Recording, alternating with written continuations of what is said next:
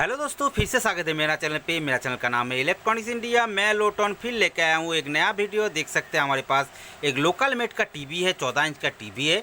इस टीवी का प्रॉब्लम देखूंगा, ये बेस्टा विजन कंपनी का है और इस टीवी का प्रॉब्लम देखूंगा, सॉल्यूशन करके ही बताऊंगा। तब तक हमारा वीडियो लास्ट तक देखते रहिए और मेरा चैनल पर जो नया दोस्त है उसको कहूँगा मेरा चैनल को जरूर सब्सक्राइब कर लेना, बेल आइकन को दबा देना, ऑल नोटिफिकेशन ऑन कर देना। जब भी मैं नया नया वीडियो लेकर आऊँगा आप लोगों को मिलते रहेंगे। ठीक है दोस्तों, इस टीवी का प्रॉब्लम क्या है वो देख लेते हैं। दोस्तों, जब मैं टीवी को पावर देता हूँ, पावर देने के बाद कैसे होता है देख लीजिए। मैं टीवी को पावर दूंगा और ये पावर इंडिकेटर को ध्यान से देखिए। मैं टीवी को पावर दिया, पावर देने के बाद पावर इंडिकेटर आ गया, आने के बाद फिर से बंद हो गया। मतलब क्या हुआ, फिर से बंद होने का मतलब ये टीवी स्टार्टिंग नहीं है, वो पूरी तरह से पावर डेड हो गया है। पावर आने के बाद ही डेड हो गया है और टीवी स्क्रीन पे कोई भी पिक्चर नहीं आ रहा है। मतलब दोस्तों क्या हुआ, हमारा टीवी भी तो जो पावर इंडिकेटर जल के रहना चाहिए था और हमारा स्क्रीन पे पिक्चर आना चाहिए था, वो हमारा पिक्चर नहीं आ रहा है। इसीलिए क्या करेंगे, इसका क्या प्रॉब्लम आ रहा है वो देखने के लिए पहले टीवी को ओपन करेंगे। ओपन करने के बाद देखेंगे कहाँ पे एक्चुअली प्रॉब्लम हो रहा है। ठीक है, मैं टीवी को पहले ओपन कर लेता हूँ। दोस्तों, मैंने टीवी को ओपन कर चुका हूँ। ओपन करने के बाद ये रहा हमारा जो 14 इंच का ट्यूब है, ये मॉनिटर का ट्यूब है, देख सकते हैं। और ये रहा बेस पीसीबी और ये रहा हमारा मेन पीसीबी है। दोस्तों, लोकल मेड का पीसीबी टीवी है, ये तो लोकल मेड का पीसीबी है। इस पीसीबी का क्या प्रॉब्लम है वो देख लूँगा, क्योंकि हमारा पावर इंडिकेटर आके ही बंद हो जाता है। इसीलिए देखेंगे पावर सेक्शन को, क्योंकि पावर सेक्शन से ही वोल्टेज निकल के आता है और हमारा पावर इंडिकेटर जलता है। और पावर इंडिकेटर बंद होने का मतलब क्या होता है, हमारा टीवी का जो पावर सेक्शन होता है, पावर सेक्शन का जो वोल्टेज निकल के आना चाहिए वो निकल के नहीं आ रहा है। इसीलिए एक एक करके पूरी चीज़ को चेक कर लेंगे। पहले तो पावर सेक्शन को देखेंगे, उसके बाद देखेंगे अदर सेक्शन कहाँ पे कितना प्रॉब्लम हो रहा है।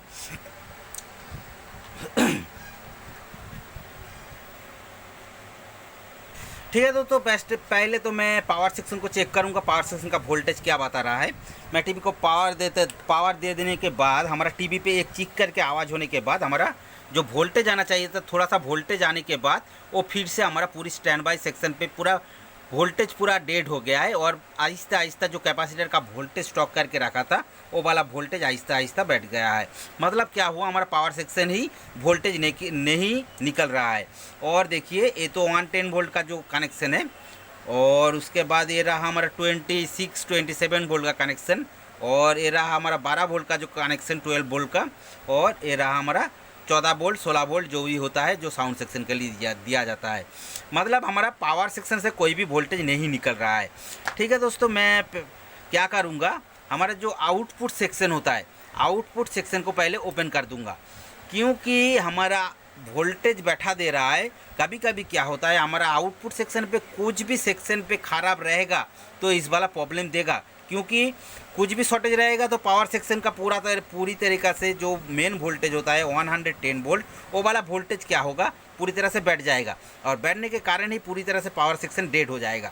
इसीलिए क्या करेंगे, EHT सेक्शन को ओपन करके हटा दूंगा और हटाने के बाद इसका वोल्टेज चेक करूंगा। उससे पहले एक चीज़ देख लेते हैं, जब मेरा पावर सेक्शन डेड हो जाता है, इस पे हमारा वोल्टेज रह जाता है, जो मेन कैपेसिटर रहता है 400 वोल्ट का जो कैपेसिटर रहता है, वो वाला वोल्टेज स्टॉक करके रख लेता है। मैं देखता हूँ क्या वोल्टेज स्टॉक करके रखा है कि नहीं। देखिए, ये स्पार्किंग कर रहा है, मतलब हमारा वोल्टेज स्टॉक करके रख लिया था। ठीक है, क्या करेंगे, हमारा EHT सेक्शन को ओपन करेंगे, जो हमारा रेजिस्टेंस के थ्रू जो वोल्टेज दिया जाता है वो वाला वोल्टेज को ओपन कर देंगे। ओपन करने के बाद इस लाइन पे मैं क्या करूँगा, एक 100 वाला लैम्प लूँगा और इस पर कनेक्ट कर दूँगा और कनेक्ट करने के बाद देखूँगा हमारा जो वोल्टेज करंट देने के बाद जो वोल्टेज निकलना चाहिए 110 वोल्ट, वो वाला वोल्टेज तैयार होता है कि नहीं। क्योंकि आउटपुट सेक्शन शॉर्टेज रहेगा तो इस वाला प्रॉब्लम देगा, बार बार बोल रहा हूँ।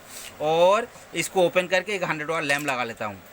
दोस्तों देखिए, मैं ये शोल्डर को ओपन कर चुका हूँ और इसको कनेक्शन मैंने पूरी तरह से ओपन कर चुका हूँ और ओपन करने के बाद फिर से टीवी को पावर दूंगा। उससे पहले एक 100 वाला लैम्प लगा लेता हूँ। देखिए, मैं 100 वाला लैम्प लगा चुका हूँ और लगाने के बाद फिर से टीवी को पावर दूंगा। पावर दे दिया और जो हमारा पावर निकलना चाहिए 110 वोल्ट वो निकल रहा है, क्योंकि 100 वाला लैम्प जल रहा है। देखिए, इस पर वोल्टेज चेक करूँगा, मेजरमेंट करूँगा तो इस पर हमारा 110 वोल्ट होना चाहिए, 116 दिखा रहा है। उसके बाद हमारा 26 होना चाहिए, उस पर 28 दिख रहा है और ये हमारा 12 वोल्ट देखिए 12.1 बता रहा है।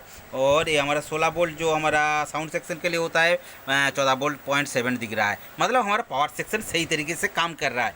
क्योंकि काम नहीं कर रहा था, हमारा आउटपुट सेक्शन पे कुछ प्रॉब्लम है। जो हमारा आउटपुट ट्रांजिस्टर भी शॉर्टेज हो सकता है, हमारा EST भी ख़राब हो सकता है, PF भी ख़राब हो सकता है, कुछ भी हो सकता है। इसीलिए एक एक चीज़ को चेक करूँगा। जैसे चेक करना है दोस्तों, मैं मीटर को जो हमारा बाजार मूड होता है बाजार मूड में रख लेता हूँ और ग्राउंड के साथ कनेक्ट करने से हमारा बाजार बाजेगा। देखिए बाजार बाज रहा है। उसके बाद जो हमारा 110 वोल्ट का जो कनेक्शन है उस पर टच करूँगा। देखिए इस पर कोई भी शॉर्टेज नहीं बता रहा है। और जो हमारा ट्रांजिस्टर का बूस्टिंग जो पॉइंट है वो मिडिल वाला पॉइंट, उस पर भी टच करूँगा, कुछ भी शॉर्टेज नहीं बता रहा है।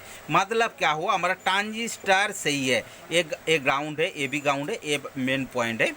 और इस पे हमारा शॉर्टेज होना चाहिए था ये वोल्टेज बढ़ने के कारण। क्योंकि ये वाला ट्रांजिस्टर शॉर्टेज हो जाएगा या हमारा कोई भी बूस्ट PF ख़राब हो जाएगा तो इस वाला प्रॉब्लम देगा, लेकिन ये प्रॉब्लम नहीं दे रहा है। क्योंकि दोस्तों एक चीज़ गौर कीजिए, मैं टीवी को पावर देने के बाद हमारा पावर बन रहा है और बनने के बाद ही बंद हो रहा है। एक तो चीज़ दोस्तों, हमारा जो फीडबैक सिस्टम होता है, फीडबैक सिस्टम काम नहीं करेगा तो इस वाला प्रॉब्लम देता है। लेकिन ये फीडबैक सिस्टम काम कर रहा है। आउटपुट सेक्शन को मैंने खोलने के बाद हमारा वोल्टेज निकल रहा है कि इसीलिए जो हमारा फीडबैक सिस्टम होता है वो फीडबैक सिस्टम काम कर रहा है। और दोस्तों आउटपुट सेक्शन पे शॉर्टेज नहीं है, मतलब कोई तो चीज़ जब हाई होना चाहिए, जब हाई सिंक करना चाहिए तो अब भी खराब हो रहा है। इसीलिए वोल्टेज तो जब वोल्टेज जा रहा है तो वोल्टेज को बैठा देता है। इसीलिए दोस्तों क्या हुआ मैं बताऊंगा। ये जो ट्रांजिस्टर है ये ट्रांजिस्टर हमारा ख़राब नहीं है। ये ट्रांजिस्टर ख़राब होता तो पूरी तरह से शॉर्टेज बताता, और ये बूस्ट PF भी ख़राब होता तो हमारा शॉर्टेज बताता। लेकिन ये बूस्ट PF भी ख़राब नहीं है, हमारा ट्रांजिस्टर भी ख़राब नहीं है। और ये जो कॉयल है, ये नया ये जो EST है, ये EST हमारा ख़राब हो चुका है। ये शॉर्टेज नहीं है, कोई भी शॉर्टेज नहीं है पिन। लेकिन जब भी हमारा पावर पहुंचता है और हमारा IC से फ्लिप निकल के आके जो हॉरिजेंटल फ्लिप आके ये फ्लिप तैयार करता है, जो हाई सिंक तैयार होता है, हाई सिंक तैयार करने के बाद ही हमारा ये वाला EST शॉर्टेज हो जाता है या ख़राब हो जाता है।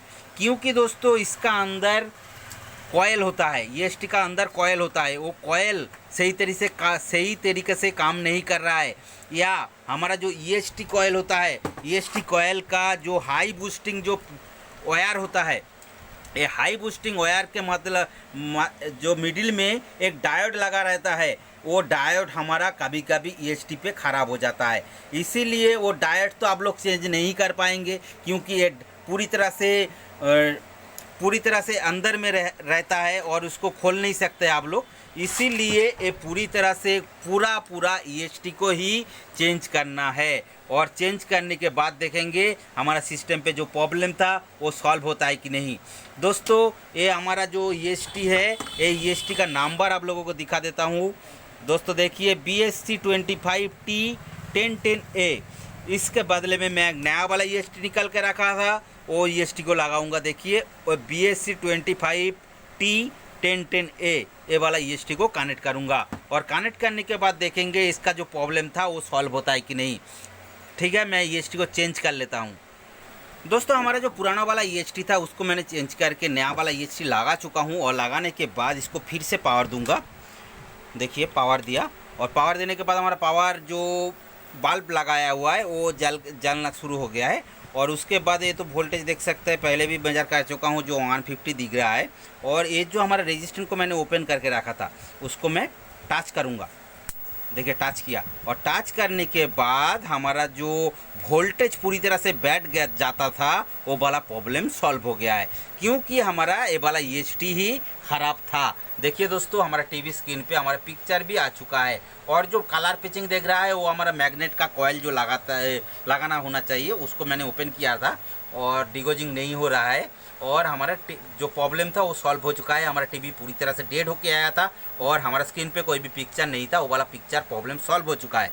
मतलब दोस्तों क्या हुआ, जब भी हमारा टीवी जब डेड होके आएगा तब क्या क्या चेक करना है। पहले तो पावर सेक्शन को चेक करना है। पावर सेक्शन को चेक करने का मतलब क्या होता है, पावर सेक्शन से वोल्टेज निकल के आता है कि नहीं। और उसके बाद जब आप लोगों को श्योर हो जाएगा जो हमारा पावर सेक्शन सही है या हमारा ईएसटी सेक्शन सही है, उसके लिए क्या करेंगे, ईएसटी सेक्शन को ओपन करना है। ओपन करने के बाद पावर सेक्शन को देखेंगे तो पता चल जाएगा हमारा वोल्टेज बनना शुरू हुआ कि नहीं। जब वोल्टेज बनना शुरू हो जाएगा तब मतलब हमारा पावर सेक्शन ओके है। उसके बाद आउटपुट सेक्शन चला जाएंगे। चले जाने के बाद क्या करेंगे, हमारा जो आउटपुट ट्रांजिस्टर होता है, आउटपुट ट्रांजिस्टर को चेक करना है। कभी कभी क्या होता है 80% हमारा फॉल्ट पे हमारा आउटपुट ट्रांजिस्टर ख़राब हो जाता है और हमारा बूस्ट पे कभी कभी ख़राब हो जाता है, इसीलिए बार बार ट्रांजिस्टर ख़राब होता है। वो दोनों को चेक करने के बाद आप लोग क्या करना है, जो हमारा आउटपुट ईएसटी होता है, ईएसटी को चेक करना है। क्योंकि आप लोग जब चेक करेंगे तो इसको शॉर्टेज नहीं बताएंगे। कभी कभी क्या होता है हमारा ईएसटी पे 100% पे 50% ईएसटी शॉर्टेज हो जाता है और जो हमारा 40% होता है 40% हमारा ईएसटी बास्ट हो जाता है। लेकिन 10% जो होता है ईएसटी पे हमारा 10% कुछ भी शॉर्टेज नहीं बताएगा, हमारा ईएसटी पे कुछ भी बास्ट नहीं बताएगा, जो हमारा क्रैक हो जाता है या लीकेज हो जाता है वो भी नहीं बताएगा। लेकिन अंदर में जो कॉयल है, कॉयल ख़राब रहेगा या जब बूस्टिंग करने का टाइम आएगा तो वो शॉर्टेज हो जाएगा, ख़राब हो जाएगा। तो इसीलिए इसका अंदर में जो डायोड होता है कभी कभी शॉर्टेज हो जाता है। इसीलिए 10% मान के चलिए, तो 10% पे हमारा कभी कभी क्या होता है, हमारा ईएसटी ख़राब हो जाता है। इसीलिए ईएसटी को चेंज करने देखना ज़रूरी है और मैंने वही किया, ईएसटी को चेंज करके देखा तो हमारा ईएसटी ख़राब निकला और हमारा जो टीवी का प्रॉब्लम था वो प्रॉब्लम सॉल्व हो गया है।